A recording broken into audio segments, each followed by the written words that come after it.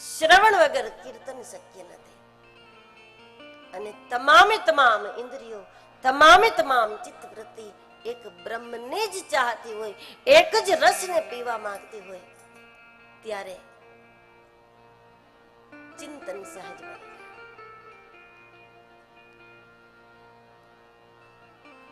તો બે પ્રવાહના વચ્ચે આ ઘટના મહત્વપૂર્ણ છે કે ભાવ પ્રવાહ શુદ્ધ થાય. ભાવનો પ્રવાહ શુદ્ધ થશે તો આત્મા મહાત્મા બનશે, એ શિવાત્મા બનશે, જીવ શિવ બનશે. જેમ જેમ ભાવ પ્રવાહ શુદ્ધ થતો જશે તેમ તેમ જીવ શિવ બન્યા પછી વિરાટ પ્રગટશે. વિચારધારા વિશાળ થશે, વિરાટ પ્રગટશે.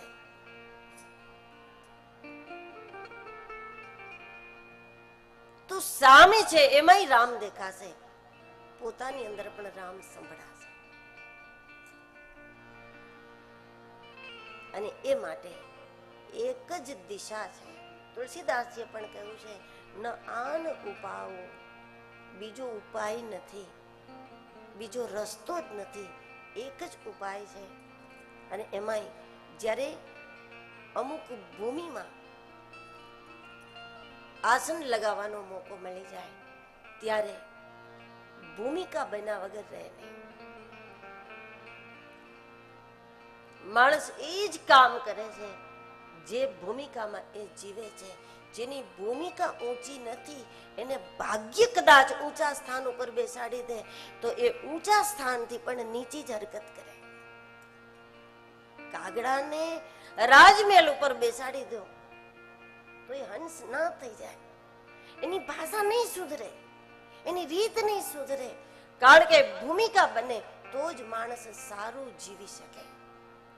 ભાગ્ય ગમે ત્યાં બેસાડી દે, પ્રાલબ્ધ ગમે તે સ્થાન ઉપર બેસાડી દે, ગમે તે ઊંચાઈ ઉપર બેસાડી દે, પણ જીવનની ઊંચાઈ તો જ શક્ય બનશે જો માણસની ભૂમિકા ઊંચી હશે, તો જ જીવન ઊંચું શક્ય બને. કારણ કે માણસ ભૂમિકાથી બોલે છે, માણસ ભૂમિકાથી વ્યવહાર કરે છે, માણસ ભૂમિકાથી જ વર્તે છે. વ્યવહાર ભૂમિકાથી જ થાય છે. જગ્યાથી, સ્થાનથી વ્યવહાર નથી થતો. વ્યવહાર ભૂમિકાથી જ શક્ય છે.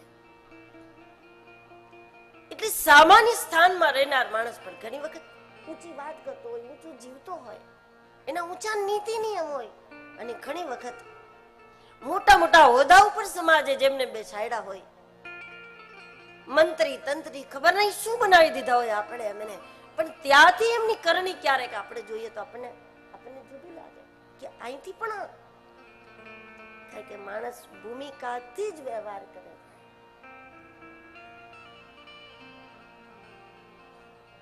અને ભૂમિકાનું નિર્માણ થવું બહુ જરૂરી છે. એવા લોકો હોય બહુ સામાન્ય પરિસ્થિતિમાં રહેતા હોય પણ છતાં એમને ત્યાંથી કોઈ ભૂખા ન જતા હોય, ભલે 8-8 દિવસનું 1-1 મહિનાનું લાવતા હોય પણ છતાં આવનારને પ્રેમથી પ્રસાદ લેવડાવતા હોય. એના વગર એને ગમે નહીં કે અમારે ત્યાંથી આમ કોઈ જાય. અને એવા લોકો હોય કે કોઈ ખામી ન હોય એના જીવનમાં પણ છતાં એ કોઈને પૂછતા ન હોય.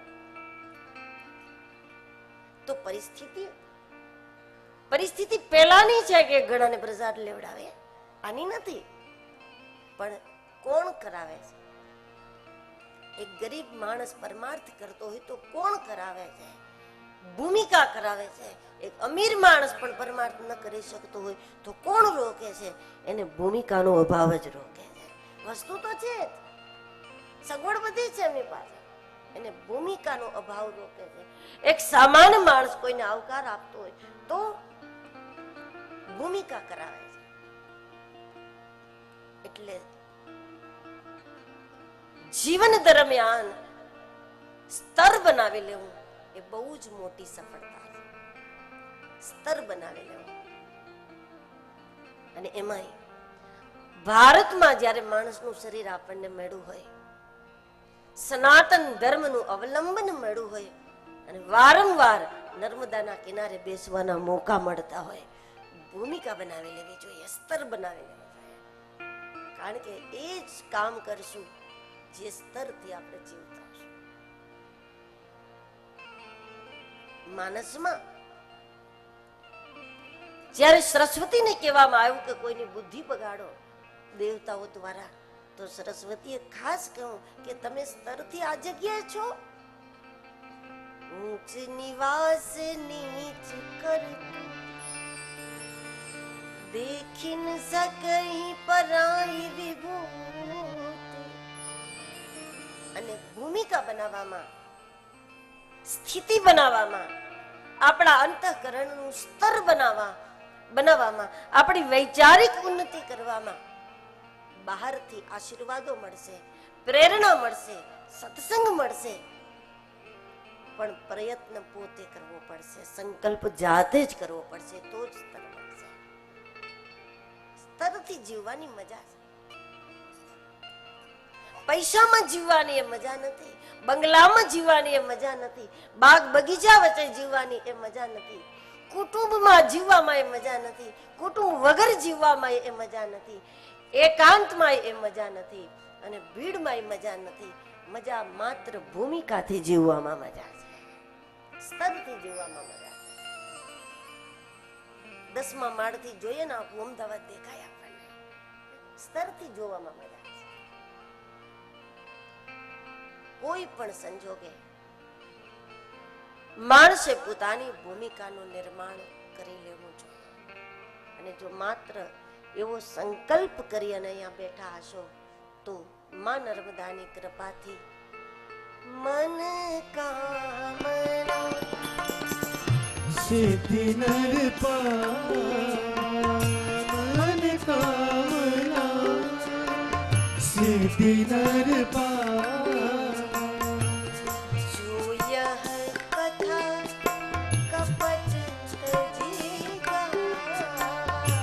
जो यह कथा कपट तजी गावा, जो यह कथा कपट तजी गावा, मन कामना सिद्धि नर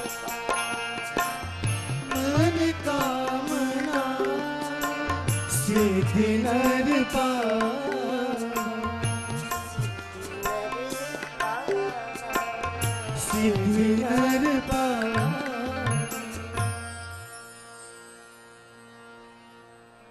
વ્યક્તિના અંતઃકરણની સ્થિતિ બને બે જ રીતે. એક તો શ્રેષ્ઠ ભૂમિમાં સાધના કરીએ. અમુક ભૂમિમાં જઈને આપણે બેસીએ જ્યાં અગાઉ કોઈએ આસન લગાવેલું હોય, અગાઉ કોઈએ ભજન કરેલું હોય. ઘણી જગ્યાએ ભારતમાં આપણે જોયું છે, સ્વયંભૂ શિવજી પ્રગટે, સ્વયંભૂ હનુમાનજી પ્રગટે, સ્વયંભૂ દેવી પ્રગટે. ઘણા સ્થાનોમાં આપણે માનીએ છીએ કે સ્વયંભૂ પ્રાગટ્ય છે. તો એ ભૂમિના નીચેથી પ્રગટેલો એક પથ્થર એ હનુમાનજી કેવી રીતે થઈ જાય, એ દેવી કેવી રીતે બની જાય, એ શંકર કેવી રીતે બની જાય, કોણે એને બનાવી દીધું? તો એનું એક જ કારણ હોય કે કોઈ મહાપુરુષે ત્યાં આસન લગાવેલું હોય, વર્ષો સુધી કોઈ મહાપુરુષે ત્યાં ભજન કરેલું હોય, વર્ષોના વર્ષો ત્યાં સાધના કોઈએ કરી હોય. અને સાધના કરતા કરતા જો કોઈ મહાપુરુષે આત્મ સાક્ષાત્કાર એ જગ્યાએ બેસી અને કોઈ આત્મ સાક્ષાત્કાર કરી લીધો હોય, કોઈ આત્મા મહાત્મા બની ગયો હોય, શિવાત્મા બની ગયો હોય, એ જગ્યાએ કોઈ વામન વિરાટ બની જાય, ત્યાં સુધી એ જ ભૂમિ ઉપર બેઠા બેઠા જો એને ભજન કર્યું હોય તો એના નીચેના પથ્થર પણ સ્વયંભૂ મહાદેવ થઈને પ્રગટી જાય, સ્વયંભૂ હનુમાનજી થઈને પ્રગટી. અને એવી કોઈ જગ્યા આપણે રામકથા કેવા બેઠા હોય, જપ કરવા બેઠા હોય તો ચોક્કસપણે કોઈ ભૌતિક લાભો કરતા મોટો લાભ એ થાય કે આપણી ભૂમિકા બને. કોઈ સારી ભૂમિમાં ભજન કરવાથી ભૂમિકા બનતી હોય છે. ભૂમિકા વાળાને કાંઈ જોતું ના હોય અને જેને કાંઈ જોતું ના હોય એને કોઈ દુઃખી જ ના કરી શકે, એને હેરાન કરી જ ન શકાય. એક તો ભૂમિ મળે, ભૂમિકાનું નિર્માણ થાય અમુક ભૂમિમાં ભજન કરવાથી, અને બીજું કોઈ ભૂમિકા વાળા મળી જાય તો પણ ભૂમિનું નિર્માણ થઈ જાય. કોઈ ભૂમિકા સંપન્ન સદગુરુ મળી જાય, કોઈ ભૂમિકા સંપન્ન મહાપુરુષ મળી જાય તો એ બે કામ કરશે. પ્રથમ પોતાના શિષ્યની ભૂમિકા બનાવશે, પાત્રતા બનાવશે, અને પાત્રતા બનાવ્યા પછી એમાં પ્રવાહ પીરસવાનું કામ કરે.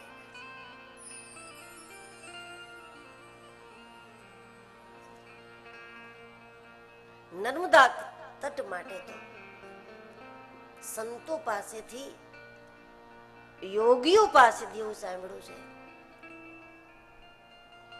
કે જ્યારે હજારોની સંખ્યામાં સંતો નર્મદાજીની પરિક્રમા સતત કરતા હતા, એમાં સાધુઓની દીક્ષા પણ પરિક્રમા દરમિયાન જ અપાતી હોય. નવા સાધુઓ બને એ પણ જમાત ફરતી જ હોય. પરિક્રમા દરમિયાન જ નવા સાધુઓ બને. એમને જે કઈ દીક્ષા શિક્ષા આપવામાં આવે એ બધું પરિક્રમા દરમિયાન જ આપવામાં આવે. સેવા પણ એ પરિક્રમામાં જ કરતા હોય. અને જમાત જ્યારે પરિક્રમા કરતી હોય અને એમાં શરીર છૂટી જાય, જેના જેના એના શરીરની સમાધિ પણ જળ સમાધિ કરી દેવામાં આવે. તો નવા સાધુઓ પણ પરિક્રમામાં બને, અને જે કોઈ સાધુઓના શરીર છૂટે એને સમાધિ પણ નર્મદાજીમાં જ આપી દેવામાં આવે. પણ સાધુઓનું શરીર છૂટે, શરીરની ગતિ છૂટે, ત્યાર પછી પણ એમની અંદરની ગતિ નથી છૂટતી હોતી. એની પરિક્રમા ન છૂટે. શરીર છૂટું, શરીર મૂકી દીધું નર્મદાજીમાં, પણ એમની પરિક્રમા બંધ ન થાય. શરીર છૂટે, સાધુની ગતિ ના છૂટે કોઈ દિવસ. શરીર છૂટ્યા પછી પણ લક્ષ્ય તરફની સાધુની ગતિ અવિરત ચાલુ હોય. શરીર છૂટ્યા પછી પણ તો એવા અનેક મહાપુરુષો પરિક્રમા દરમિયાન જેમને શરીર છોડ્યા, જેમની જલ સમાધિ નર્મદાજીમાં થઈ, પણ એમની ગતિ બંધ નથી થઈ. અને એટલે જ્યારે નર્મદા તટ પર પ્રભુ ચર્ચા થાય ત્યારે પ્રત્યક્ષમાં હોય એના કરતા અપ્રત્યક્ષ વિભૂતિઓનું ખૂબ હાજરી હોય. અનેક શ્રોતાઓની અહીંયા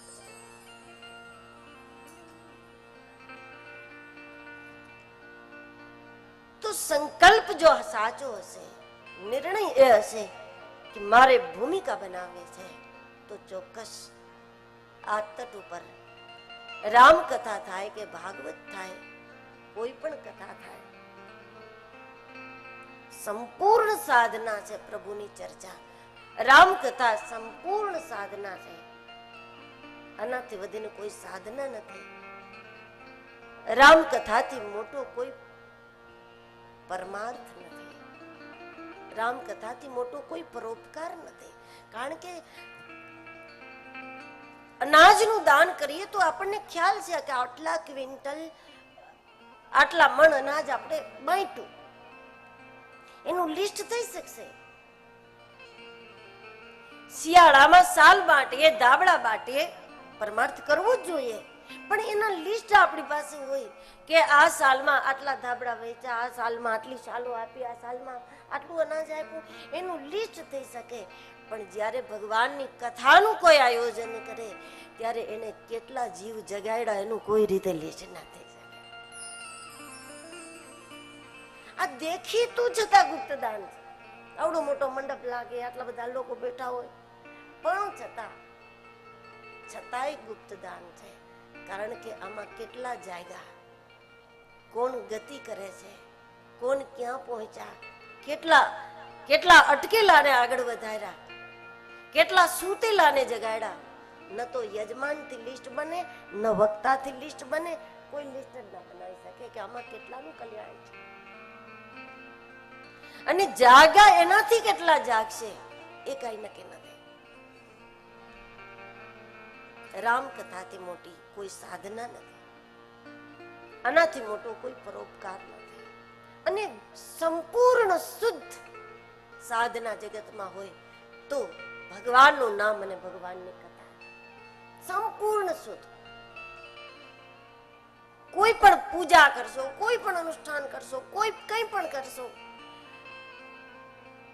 એ સંપૂર્ણ શુદ્ધ એટલે નથી જાણે અજાણે એમાં કોઈના કોઈનો નાશ છે, કોઈના કોઈ જીવનો નાશ છે, જાણે અજાણે પણ નાશ છે. પણ સંપૂર્ણ વિશુદ્ધ સાધના હોય તો માત્ર ભગવાનનું નામ અને ભગવાનની કથા. ગોસ્વામી તુલસીદાસજીના રૂપે, ક્યારેક ભગવાન વ્યાસજીના રૂપે પણ જગતના કલ્યાણ માટે, જે પોતાનું છે એને પોતાની પાસે બોલાવવા માટે કથાઓની રચના ખુદ ભગવાને કરી છે. ઘરથી નીકળેલા જ્યાં સુધી ઘર નહીં પહોંચે ત્યાં સુધી એને વિશ્રામ થશે જ નહીં. ઘરથી વિમુખ થયેલા ઘરમાં આવે એવું મા બાપ ખુદ ઈચ્છતા હોય, એમ ભગવાનથી વિમુખ થયેલા પાછા ભગવાન તરફ વળે એવું ભગવાન ખુદ ઈચ્છે છે. અને એટલે મહાપુરુષોના રૂપમાં ભગવાનની કથા ખુદ ભગવાને જ આપી છે. એટલે આપણા દરેક પુરાણોમાં એવું કહેવાય, દેવી ભાગવત એમ કહે કે દેવી ભાગવતની પ્રથમ પ્રવક્તા ખુદ દેવી છે. તો ભાગવત એમ કહે કે ભાગવતના પ્રથમ પ્રવક્તા ખુદ ભગવાન છે. શિવ પુરાણ એમ કહે કે શિવ મહાપુરાણના પ્રથમ વક્તા ખુદ શિવ છે. તો પછી રામકથાના પ્રથમ વક્તા બીજું કોણ હોઈ શકે? સો જાનહી જેવી દેહુ જનાય, સો જાનહી જેવી દેહુ જનાય. રામની ચર્ચા એ જગતમાં કરે છે જે રામને થોડા ઘણા પ્રમાણમાં પણ જાણે છે. પણ રામને થોડા ઘણા પ્રમાણમાં એ જાણે છે એનું કારણ શું છે એને કોઈ જણાવે છે. તો જે જણાવે છે એ પ્રથમ વક્તા, એ આદિ પ્રવક્તા. સો જાનહી જેહી દેહુ જનાય, સો જાનહી જેવી દેહુ જનાય. जानत तुम्ही तुम्ही हो जाई, पूजा नहीं जेहि देहु जनाय. સો જાનહી જેવી દેહુ જનાય. જેહી દેહુ જનાય, જેહી દેહુ જનાય. તો રામચરિતમાનસના રચયિતા પણ ગોસ્વામી તુલસીદાસજીના રૂપમાં પણ શ્રી રામ છે.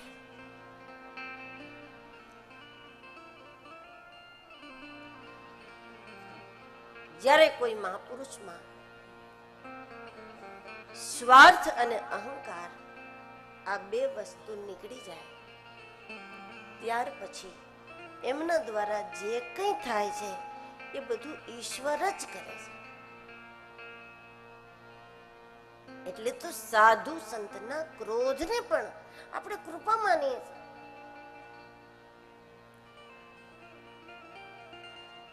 કારણ કે બે ચીજ નથી, અહંકાર નથી અને સ્વાર્થ નથી.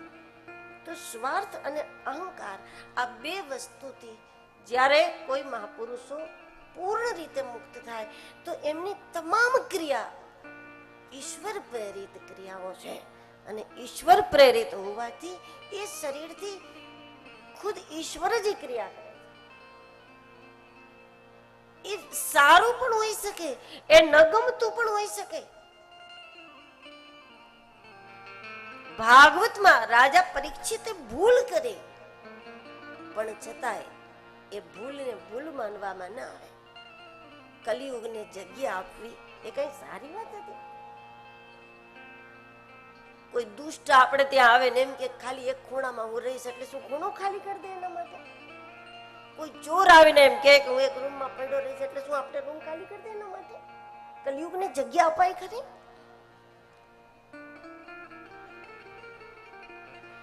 પણ એ ભૂલને પણ ભૂલ માનવામાં ના આવે, કારણ કે એમની ભૂલ જો જગતને ભાગવત આપતી હોય તો એને ભૂલ કેમ માનવી? તો એ ભૂલ એટલે નથી કે એ તમામ ક્રિયાઓ ઈશ્વર પ્રેરિત છે. તો ઈશ્વર પ્રેરિત ક્રિયા કરનાર મહાપુરુષો ક્રોધ પણ કરે, સારું પણ બોલે, ક્યારેક આપણને ન ગમતું કઈ કહે,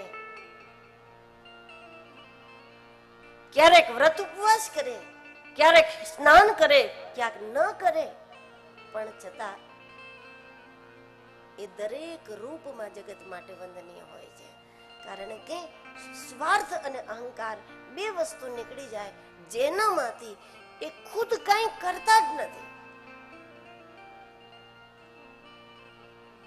એ જમતાય નથી, એ સૂતા નથી, એ જાગતા નથી, એ બોલતા નથી, એ ક્રોધ કરતા નથી, એ શ્રાપ આપતા નથી, એ આશીર્વાદ આપતા નથી. પણ એમના દ્વારા જે કઈ ક્રિયાઓ થાય છે એ ક્રિયાઓ ખુદ ઈશ્વર કરે છે. અને એટલે એ ક્રિયાઓ ઉદાહરણ તુલસીદાસજીના રૂપમાં રામ કથા પણ ખુદ રામ આપે છે. 7 કાંડની આ કથા આજે પ્રથમ દિવસ છે. સંક્ષિપ્તમાં મંગલાચરણનું આપણે આજે દર્શન કરીશું. માત્ર કથામાં ક્રમમાં મંગલાચરણ છે એટલે આપણે લઈએ. બાકી તો સંતોની વાણીથી કથા શરૂ થાય એ મંગલાચરણ તો એ જ છે. સંતોના આશીર્વચનથી શરૂઆત થાય એ મંગલાચરણ છે આપણામાં. પણ જે ક્રમ ગોસ્વામીજીએ મૂકેલો છે એનું વૈચારિક દર્શન કરીએ સંક્ષિપ્તમાં. 7 કાંડની આ કથા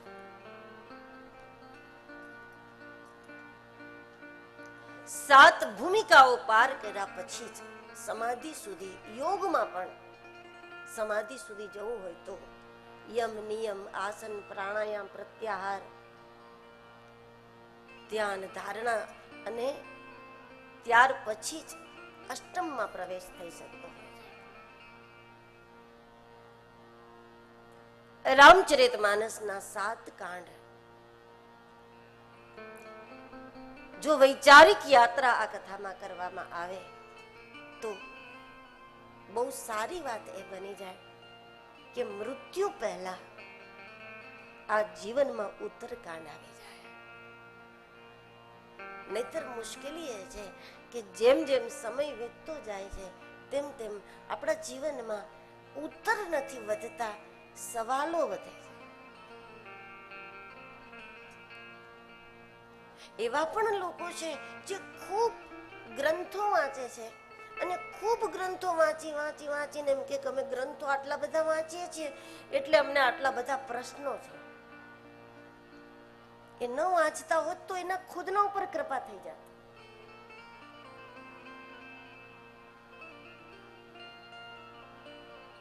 મહાપુરુષોની સેવા ના કરો, ભગવાનના નામનો જપ ન કરો અને અનુભવીઓને ન સાંભળો તો જેમ જેમ ગ્રંથો વાંચતા જાશો તેમ તેમ કૃષ્ણ નહીં મળે, પ્રશ્ન જ મળશે.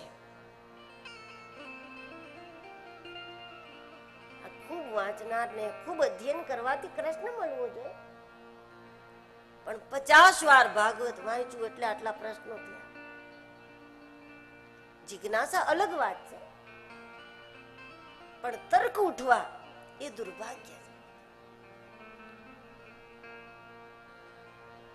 જેમ જેમ સમય વીતે વ્યવહાર જીવનમાં પણ આપણને બધાય ગમતા હતા, આપણે બધાને ગમતા હતા, પણ જેમ જેમ ઉંમર થતી ગઈ અને વૃદ્ધ થઈ ગયા, શરીર વૃદ્ધ થઈ ગયું, એવા લોકોને પૂછો તો એમને પ્રશ્નો પર વગરના. પડોશી આમ કેમ કરે, પુત્ર વધુ આમ કેમ કરે, એને માયગા વગર આપી દેશો તો એમ કહેશે કે માયગા વગર મને કેમ આપી દેશે, અને માગે પછી આપશો તો એમને એ તકલીફ પડશે કે હું કહું પછી જ મને શું કામ ચા મળે. એમને મેં આપી દેશો તો એમને એ પ્રશ્ન ઉભો થશે કે મારા કીધા વગર શું કામ મૂકી દે. સમય સાથે સમાધાન વધવા જોઈએ, કારણ કે સુખનું સ્વરૂપ જ એ છે કે શરીર તંદુરસ્ત હોય, મનને આનંદ હોય અને બુદ્ધિને સમાધાન હોય, એનું જ નામ સુખ છે.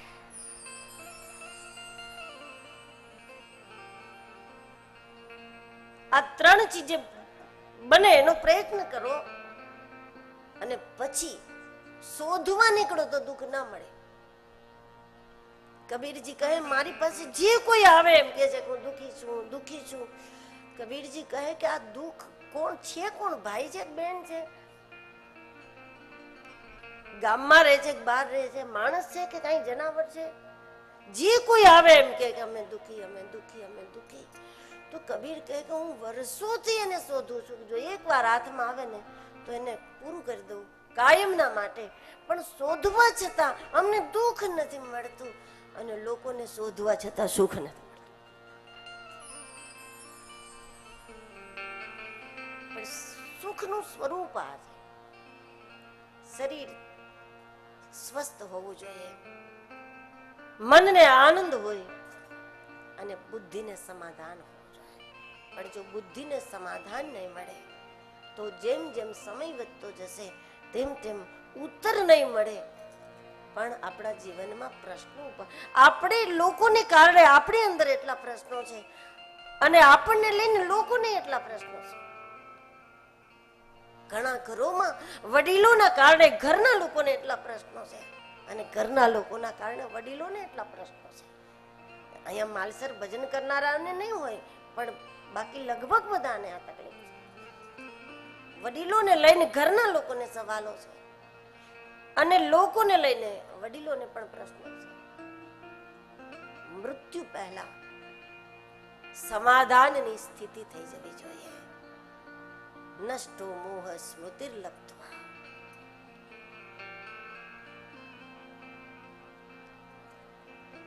કોઈ મોટા પ્રસંગમાં જઈએ ને તોય નીકળતા પહેલા આપણને જોઈ લઈએ કે આપણા કપડા ચોખ્ખા છે કે નહીં, કઈ ચોટી તો નથી ગયા, કચરા બચરા સાફ છે કે નહીં. કોઈ મોટા પ્રસંગમાં જાય તો, કોઈને ત્યાં મહેમાન થવા જાઓ છો ત્યારે એકવાર જોઈ લઈએ છીએ કે દાગ તો નથી કોઈ ચીજનો આપણા ઉપર. એમ અહીંથી જ્યારે ઉપર જાય એના પહેલા અંતઃકરણ દાગ વગરનું થઈ જવું જોઈએ, જીવન સવાલ વગરનું થઈ જવું જોઈએ. કોઈને લઈને આપણા મનમાં કોઈ પ્રશ્ન. ચાહી વિધિ રાખે રામ તાહી વિધિ રહે, એવા થઈને ત્યાં જવું જોઈએ. ભગવત ગીતાના અંતે અર્જુન એમ કે મારામાં મોહ નથી. ભીષ્મ પિતામહ શરીર છોડતા પહેલા એમ કે હવે કોઈ મોહ નથી, ટૂંકમાં હવે દાગ નથી. પ્રશ્ન ન રહેવા જોઈએ, કોઈ ફરિયાદ ન રહેવી જોઈએ.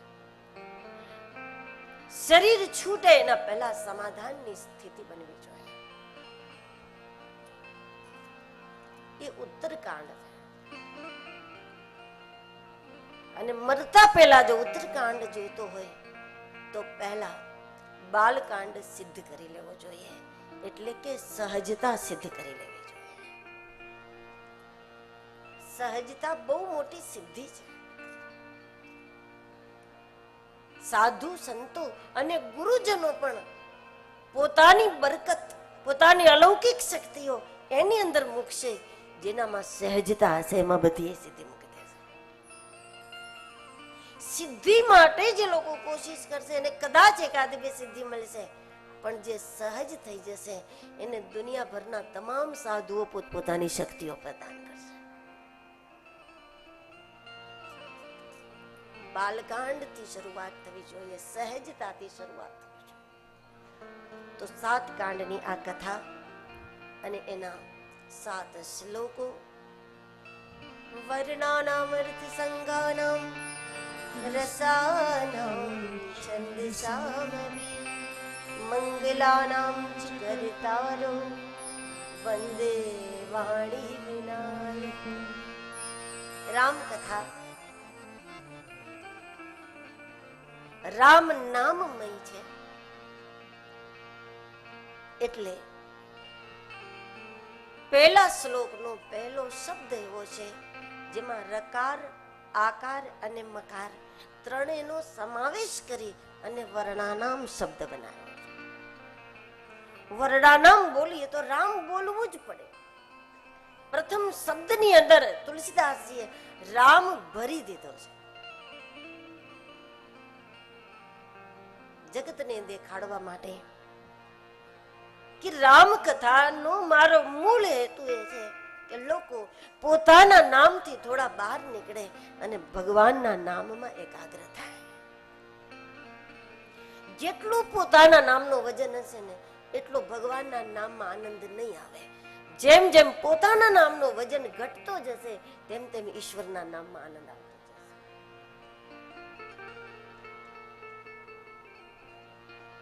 નામ સંકીર્તનમ યશ. ભાગવતનો પણ હેતુ આ જ બતાવ્યો. અંતે પ્રથમ શબ્દમાં રામ ભરી દીધો. વર્ણનો અર્થ અક્ષર પણ છે, વર્ણનો અર્થ સ્વભાવ પણ છે, વર્ણનો અર્થ રંગ પણ છે. રંગ માટે પણ આપણે એમ કહીએ કે ગૌર વર્ણના છે, ગૌ વર્ણના છે, શ્યામ વર્ણના છે. તો જેનો રંગ જેવો છે એ રંગને પણ આપણે વર્ણ કહીએ છીએ. વર્ણ એટલે વર્ણમાલાને પણ આપણે વર્ણ કહીએ છીએ. અ આ ઈ તો એને પણ આપણે વર્ણ કહીએ છીએ. અને વર્ણ અને સ્વભાવ ને પણ આપણે વર્ણ કહીએ છીએ કે માણસનો વર્ણ કયો છે, સ્વભાવ કયો છે. જાતિ શ્રેષ્ઠ હોય પણ સ્વભાવ જો શ્રેષ્ઠ ના હોય તો શ્રેષ્ઠ જાતિથી પણ માણસ શ્રેષ્ઠ કામ ન કરે. ઉત્તમ કુળના ભરોસે રહીશ માં, નીચ કુલ જાણી નીચ કહીશ માં. ઉત્તમ કુળના, માત્ર કુળ ઉત્તમ છે, માત્ર જાતિ ઉત્તમ છે, પણ જેનો વર્ણ એટલે કે જાતિનો વર્ણ ઉત્તમ છે પણ સ્વભાવ રૂપી વર્ણ જો નીચો હોય તો એનો ભરોસો કેમ કરી શકે? વર્ણ એટલે સ્વભાવ પણ છે. તો સ્વભાવ સુધરે, વર્ણ સુધરે, એ પણ ભૂમિકાનું પરિવર્તન છે જે રામકથાથી. કથાની રચના કરવા માટે શબ્દો જોઈએ, વાક્યો જોઈએ, કવિ તરીકેનું જ્ઞાન હોવું જોઈએ. તુલસીદાસજી ઈચ્છે છે મારા દ્વારા રચાયેલી રામકથા સૌનું મંગલ કરે. મંગલા નામ જ કરતા રહો, સૌનું મંગલ કરે. પણ એના માટે જે ખૂબીઓ, જે જ્ઞાન, જે વિદ્યાઓ હોવી જોઈએ એ મારામાં નથી. કારણ કે કવિ ન હોવું નહીં વચન પ્રવીણા, હું કવિ નથી. બંને પ્રકારની વાત કરી, હું કવિ નથી. અને થોડીક વાર પછી તુલસીદાસજી કહે છે, રામચરિત માનસ કવિ તુલસી, કવિ ન હોવું નહીં ચતુર કહાવું, મતિ અનુરૂપ રામ ગુણ ગાવો.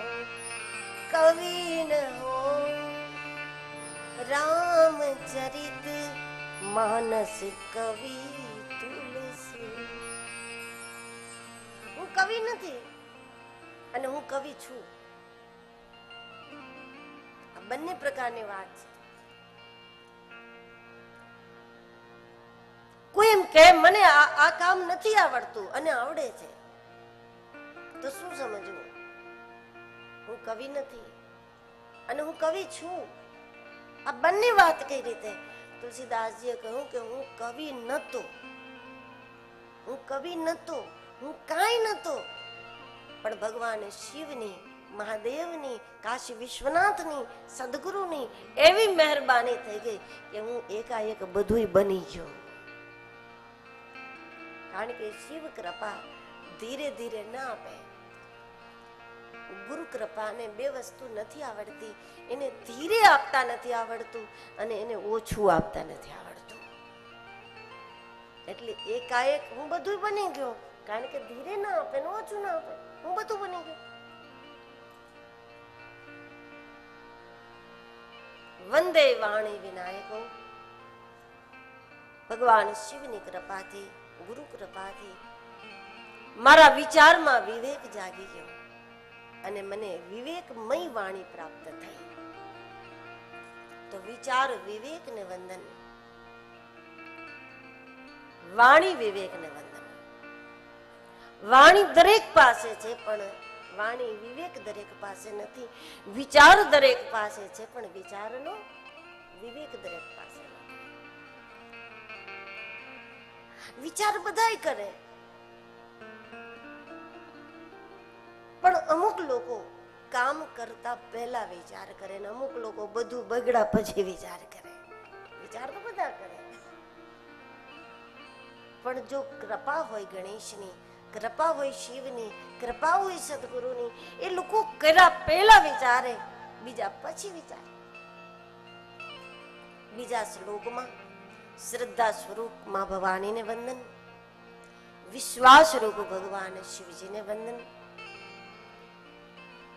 શ્રદ્ધા એ જ્યોત છે, જે જ્યોતના અજવાળે માણસને પોતાના આત્મારામનું અનુભૂતિ થાય, અને જો અનુભૂતિ થઈ જાય તો જ વિશ્વાસ થાય. વિશ્વાસ વાળાને કાંઈ જરૂર નથી. આપણે માનીએ છીએ વિશ્વાસ બહુ મોટી વાત છે, પણ વિશ્વાસ ક્યારે થાય? જ્યારે ઈશ્વરની અનુભૂતિ થાય, એ છે એવો અહેસાસ થાય તો વિશ્વાસ થાય. અરે નાનું બાળક ઊંઘમાં હોય અને એકવાર આંખ ખોલીને જોઈ લે કે માં બાજુમાં છે, નિશ્ચિંત થઈને સુઈ જાય કે છે, બસ છે, એ છે પાકો થઈ જાય તો માણસ મજબૂત થઈ જાય.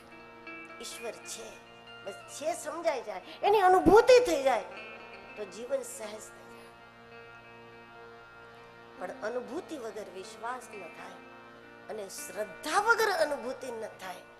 શ્રદ્ધા એ દીવો છે જે જ્યોતના અજવાળે આપણી અંદર રમતો રામ આપણા અનુભવમાં આવી જાય અને અનુભૂતિ થઈ જાય તો માણસ નિશ્ચિંત થઈ જાય, વિશ્વાસ વાળા થઈ જાય. ત્રીજા શ્લોકમાં વંદે બોધમયમ નિત્યમ ગુરુ શંકર રૂપિણો યમાશ્રિતો હિ વક્રોપી ચંદ્ર સર્વત્ર વંદ્યતે. શ્લોક ત્રીજો છે પણ વંદન 5માં છે.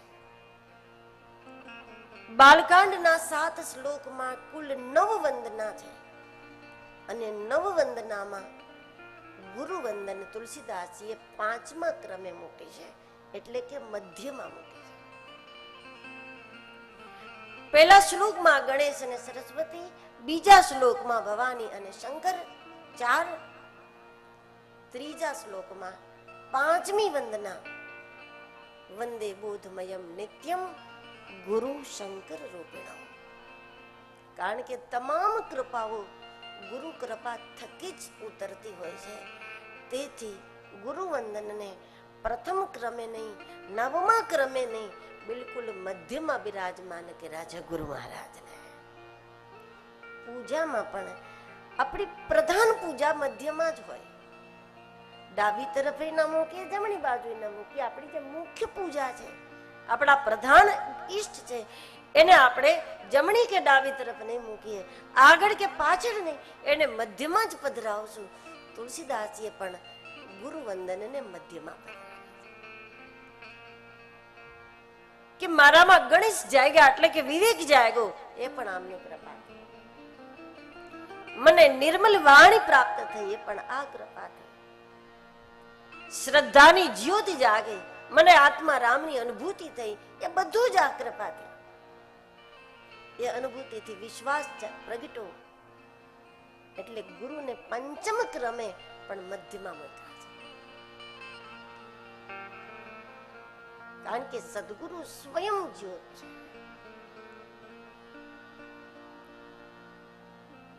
ચોથા શ્લોકમાં સીતારામ ગુણગ્રામ પુણ્યારણ્ય વિહારિણો વંદે વિશુદ્ધ વિજ્ઞાનો કવિશ્વરો કપીશ્વરો કપીશ્વર હનુમાનજીના ચરણે નમન, કવિશ્વર વાલ્મીકીજીના ચરણે નમન.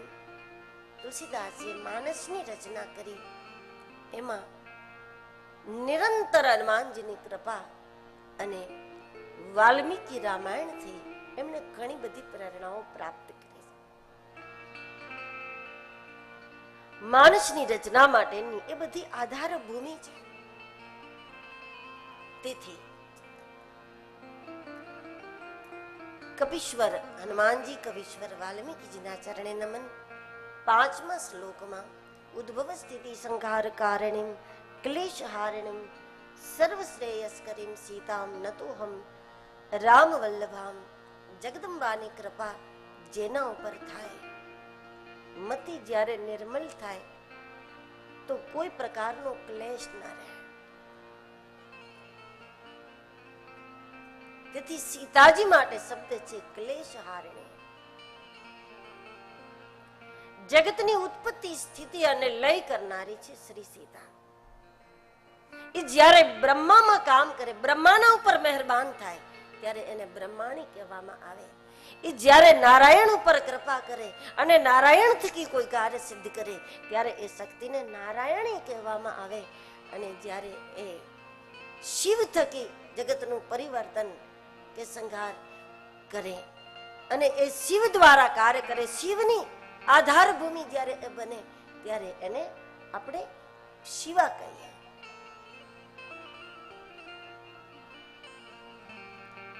ક્લેશ હારિણી સર્વ શ્રેયસ્કરીમ સીતા નતો હમ રામ વલ્લભામ.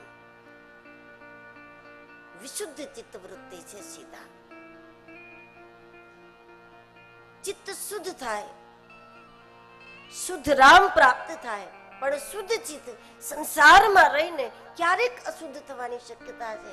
પણ જ્યારે ચિત્ત વિશુદ્ધ થાય, ક્યારેય કોઈ ન બગાડી શકે, ક્યારેય બગડવાની જ શક્યતા નહીં, કાટ લાગવાની કોઈ શક્યતા નહીં.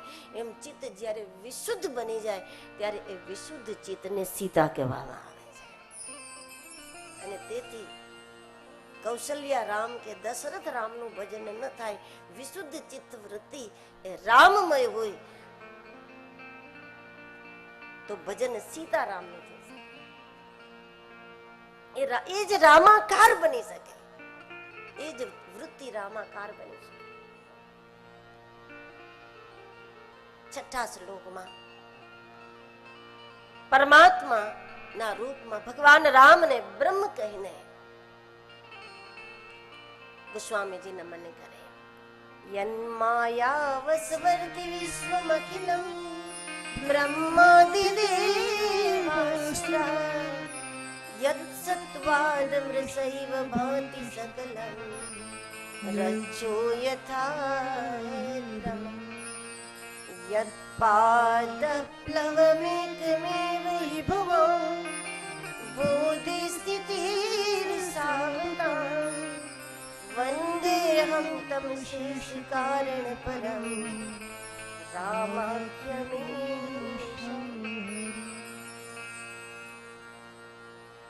શ્રી રામના ચરણે નમન. જ્યાં સુધી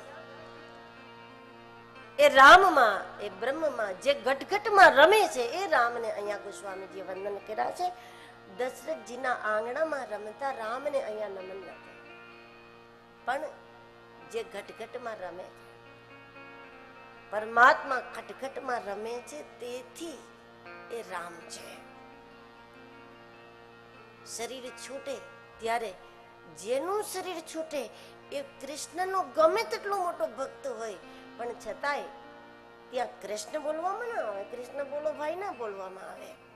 શિવના ગમે એવા મોટા ભક્તો હોય તો શિવ બોલો શિવ ના બોલવામાં આવે. શરીર છૂટા પછી રામ બોલો ભાઈ જ બોલવામાં આવે, કારણ કે એમાં જે રમતો તો એને વિદાય લીધી. તો જે કટકટમાં રમે છે, જે કણકણમાં રમે છે, પણ અનુભવાતો નથી, એને અનુભવવાનો ઉપાય એ છે કે ભરોસા વાળામાં ભરોસો કરી અને ભજન કરીએ તો એને અનુભવી શકાય. જે અનુભવી છે એ ભરોસા વાળા છે, જે ભજન કરે છે એમાં ભરોસો રાખીને એમને ભજવા માંડીએ તો એને અનુભવી શકાય. એને ભજ્યા વગર માયાની નિંદા કરી શકાય, માયાથી મુક્ત ન થઈ શકાય. માયાની નિંદા કરવી બહુ સહેલી છે, પણ માયાથી મુક્ત થવું એટલું સરળ નથી, કારણ કે માયાની નિયુક્તિ એણે કરી છે, માલિકે કરી છે. એટલે માયાની શક્તિ ઈશ્વરથી ઓછી નથી. એને મૂકનાર ઈશ્વર છે, એટલે માયાની શક્તિ ઈશ્વરથી ઓછી નથી. એની નિયુક્તિ જેણે કરી છે એનું ભજન એ જ એક ઉપાય છે. 7મા શ્લોકમાં ગોસ્વામીજીએ સ્પષ્ટતા કરી. આ કથા એમને કઈ રીતે મળી? અનેક શાસ્ત્રો, પુરાણોનું, વેદોનું અધ્યયન કર્યું અને સદગુરુના શ્રીમુખે તદપી કહી ગુરુ બારહી બારા, વારંવાર તત્વદર્શી ગુરુજનોના શ્રીમુખે જ્યારે રામ તત્વની ચર્ચા થઈ ત્યારે સદગુરુના વચનથી અને સદગુરુની આંખ, આ બે જ્યારે શિષ્યને મળે તો જે ગુરુને દેખાય છે એ શિષ્યને દેખાતું થઈ જાય. એનું નામ રામ. વચન અને દ્રષ્ટિ બે જ્યારે પ્રાપ્ત થઈ એના પરિણામે રામ મને જેટલા સમજાણા, જેવા મને દેખાયા એવા ગોસ્વામીજી કહે હું અંતઃકરણમાં બિરાજમાન કરવાના આશયથી એ રામ ક્યારેય છૂટે નહીં, ક્યારેય ભૂલાય નહીં. ગુરુ વચનથી અને ગુરુએ આપેલી આંખથી જો રામ એકવાર દેખાઈ જાય તો એ રામને આ રીતે જેને જેને દેખાણા એને રામને પકડી લીધા, એને રામને કેદ કરી લીધા. મરાઠીમાં પદ છે કે ધરીલા પંઢરીચા ચોર, અને પકડી લીધા. એક ચોર પકડાઈ ગયો અને ચોર છે ક્યાંનો? કે પંઢરપુરનો. જનાભાઈ કહે એક પંઢરપુરનો ચોર હતો અને એ ચોર વારંવાર આવતો તો જતો તો, આવતો તો જતો તો. ભજન ગમતું તું, નતું ગમતું, ગમતું તું, નતું ગમતું. ભગવાન સમજાતો તો, નતો સમજાતો, વળી સમજાતો તો, વળી સમજણમાંથી નીકળી જતો તો.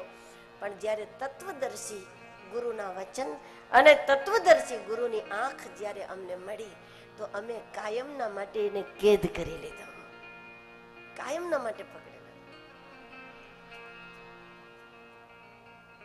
તો કાયમના માટે એને સ્થાપિત કરવા માટે ગોસ્વામીજી કે માનસની રચના કરું છું એવી સ્પષ્ટતા સાથે ગોસ્વામીજીએ અહીંયા 7 શ્લોકમાં મંગલાચરણ કર્યું અને અહીંથી 5 સોરઠાથી ગોસ્વામીજી જે રીતે રામચરિત માનસનો શુભારંભ કરે છે એ પ્રકરણને વિસ્તૃત રૂપે દર્શન કરીશું આવતીકાલે બરાબર 9:30 વાગે. આજે કથાને થોડો વહેલો વિરામ એટલા માટે આપીએ છીએ કે સવારે બહુ વહેલા બધાય પોથી પૂજામાં ને એમાં જોડાવા માટે 7-7:30 વાગ્યાથી બધા જોડાયેલા છે. સંતો પણ દૂર દૂરથી નીકળીને સવારમાં વહેલા નીકળીને અહીંયા પહોંચ્યા છે. તેથી થોડો વહેલો વિરામ આપીએ, આરતી કરીએ, ત્યારબાદ કથાને વિરામ. ગુરુદેવ તુમારી જય જય ગિરનારી તુમારી જય જય. गुरुदेव तुम्हारी जय जय हो गिरनारी तुम्हारी जय जय हो. गिरनारी तुम्हारी जय जय हो. गिरनारी तुम्हारी जय जय हो. अलगारी तुम्हारी जय जय हो.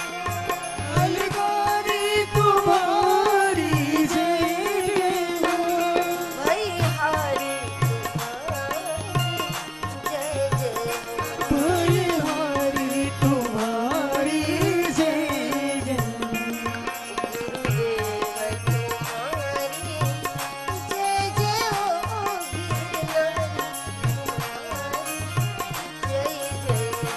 गुरुदेव तुम्हारी जय जय हो. गिरनारी तुम्हारी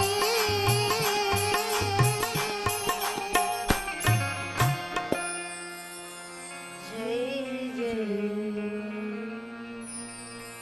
श्री सद्गुरुनाथ महाराज की, गिरनारी महाराज की, श्री नर्मदा मैया की, सब संतन की.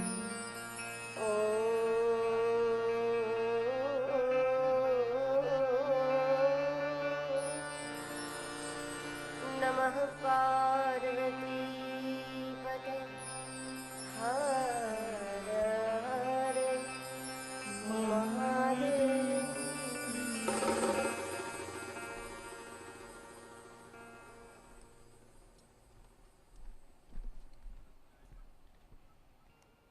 જય સિયારામ, જય ગિરનારી.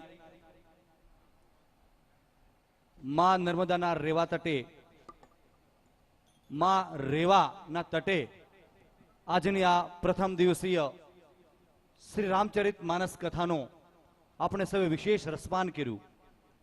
પૂજ્યમાના શ્રી મુખેથી એક શબ્દરૂપી ભાવ પુષ્પથી આપણને સૌને પતિત પાવન કર્યા. ખરેખર આ દિવ્ય અને ભવ્ય ભૂમિ ઉપર કથાના શ્રવણ કરવાનો લહાવો મળવો એ આપણા સૌને માટે એક ભાગ્યની વાત છે. એમાં પણ જ્યારે મંચસ્વર વ્યાસાસન ઉપર પૂજ્ય મા બિરાજમાન હોય અને એના શ્રીમુખીથી કથાનું શ્રવણ કરવા મળે, એનાથી વિશેષ ભાગ્યની વાત આપણા સૌ માટે અન્ય હોઈ જ ના શકે. મેં કહ્યું તમે સામે પણ મા છે અને અહીં પણ મા છે. આ બંને માનો આજે સુભગ સમન્વય થયો છે અને આપણને સૌને તેનો એક વિશેષ લાભ મળી રહ્યો છે. એનું ખૂબ ખૂબ ખૂબ અંતરના ઉમળકાથી આપણને સૌને વિશેષ આનંદ છે. ત્યારે એકવાર જોરદાર શ્રીકાર તાળીઓની વર્ષા કરીએ અને આ મહાન પળોને, આ આવા ઉત્તમ પળોને આપણે સૌ એ તાળીઓની વર્ષાથી ભીંજવીએ. હવે આગળનો હું ઉપક્રમ શરૂ કરવા જઈ રહ્યો છું. આજની કથામાં, કથા દરમિયાન આપણી વચ્ચે આપણા લુહાર સમાજનું ગૌરવ અને નિકોલ અમદાવાદ વિસ્તારના લોકલાડીલા ધારાસભ્ય શ્રી જગદીશભાઈ પંચાલ પધાર્યા છે. આવો જગદીશભાઈ, આપ મંચ પર પધારી અને પૂજ્ય માના આશીર્વાદ મેળવો. તેમની સાથે તેમના પિતાશ્રી અરવિંદભાઈ ઈશ્વરભાઈ પંચાલ પધાર્યા છે. આવો ઈશ્વરભાઈ, આપ પણ મંચ પર પધારો અને પૂજ્ય માના આશીર્વાદ મેળવો. તેમની સાથે જગદીશભાઈના ધર્મપત્ની અલકાબેન પંચાલ પણ પધાર્યા છે. આવો અલકાબેન, આપ પણ મંચ પર પધારો અને પૂજ્ય માના આશીર્વાદ મેળવો.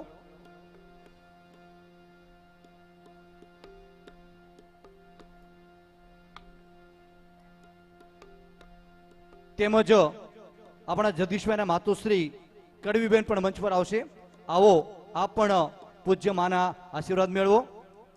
સાથોસાથ અમદાવાદથી પધારેલા પિયુષભાઈ પટેલ તેમજ સિવિલ વિશ્વકર્મા એમ્પ્લોઈઝ વાળા શ્રી ધીરુભાઈ રાઠોડ, અમદાવાદથી પધારેલા કાંતિભાઈ રામ, સોલા અમદાવાદથી પધારેલા અરવિંદભાઈ પટેલ તેમજ અમદાવાદથી પધારેલા ગિરીશભાઈ પટેલ, આ તમામ મહાનુભાવો મંચ પર આવશે અને પૂજ્યમાના શ્રી કરકમળથી આશીર્વાદ મેળવશે.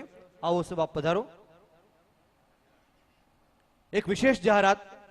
પૂજ્યમાં કનકેશ્વરી દેવીજીની દેવી ભાગવત કથા દેવભૂમિ હિમાચલ પ્રદેશમાં સદગુરુ પરિવાર અમદાવાદ તેમજ સમગ્ર સદગુરુ પરિવાર ભારતના સેવકો દ્વારા કુલુ મનાલી ખાતે એટલે કે આગામી ઉનાળુ વેકેશનમાં તારીખ 9/5/2019 થી તારીખ 17/5/2019 સુધી આયોજન કરવામાં આવેલ છે.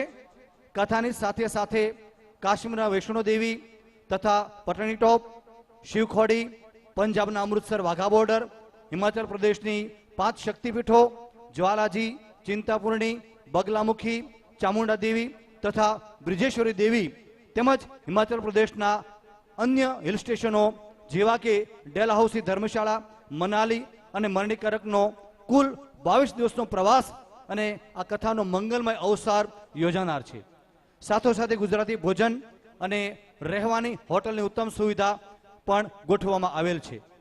જેઓ આ કથામાં સહભાગી થવા માંગતા હોય, કથા શ્રવણ કરવાની તીવ્ર ઈચ્છા ધરાવતા હોય તેઓએ વહેલા પહેલાના ધોરણે ઘોષિત કરું છું તે સરનામે સંપર્ક કરી પોતાનું નામ નોંધાવી આ દિવ્ય અને ભવ્ય ભૂમિના વિચરણનો આદર મળે. શ્રી ભગુભાઈ પટેલ 9825562062, શ્રી કરશુભાઈ ગોકલાણી 9825528669, શ્રી ભીખાભાઈ પટેલ 982556240102 અને રવિભાઈ ગોકલાણી 9825535469, બિપિનભાઈ પટેલ 9825512357, ભરતભાઈ નાસિક 9822277883, રોજીભાઈ મોરબીનો સંપર્ક કરવા જણાવવામાં આવેલ છે. હવે આજની વિશેષ આરતી માટે સૌ પૂજનીય સંતગણ અને સાથે સાથે આવો દાસકાકા પધારો, સાથે મહેમાનો લઈ અને આરતી માટે મંચ પર આવશો. જગદીશભાઈ આપ પણ આરતી માટે આવો. પૂજનીય વંદનીય સંતગણ આરતીમાં સૌ જોડાશે અને અન્ય આ આજના વિશેષ ઉપસ્થિત મહેમાનો અને ખાસ કરીને આપણા યજમાન પરિવાર, આપણો મોહન દાદાનો પરિવાર, સમગ્ર પરિવાર મંચ પર આવી જશે આરતીના એક વિશેષ લાભ માટે. આવો આપ સૌ ઝડપથી મંચ પર વધારો અને આરતીમાં સૌ સહભાગી બનો. ધન્યવાદ. જય સિયારામ. આવો મુકેશભાઈ, આવો.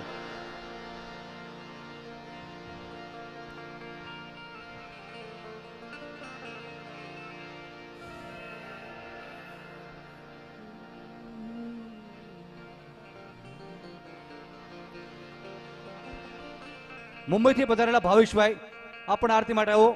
ભાવેશભાઈ આરતી માટે પધારો તથા તેમના પિતાશ્રી પણ આરતી કરવા માટે વધારશે મંચ પર. આવો પધારો, આવો ઝડપથી આવો. આપના પિતા ભાવેશભાઈ સાથે મમ્મી પપ્પાને પણ લેતા આવો. આપ સૌ